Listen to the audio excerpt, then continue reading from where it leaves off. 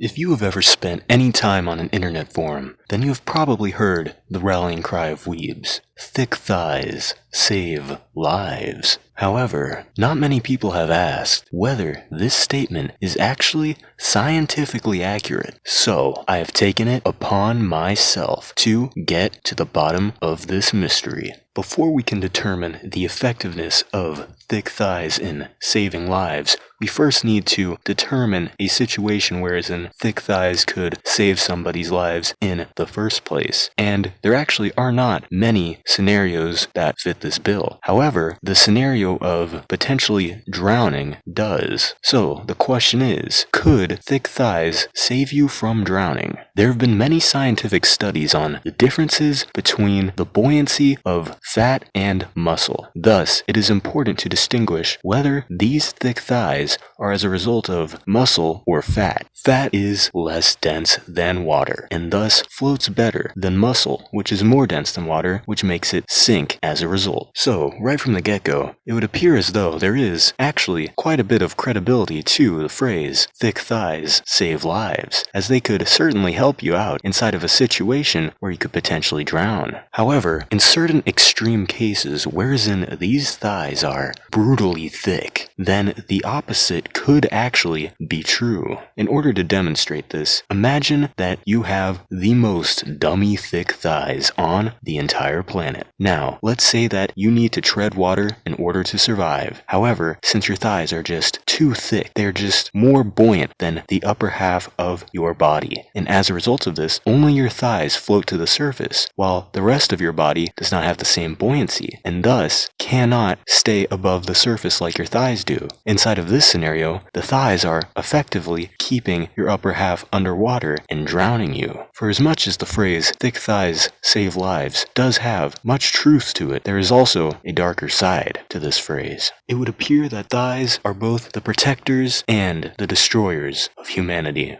Thick thighs can give, and thick thighs can take.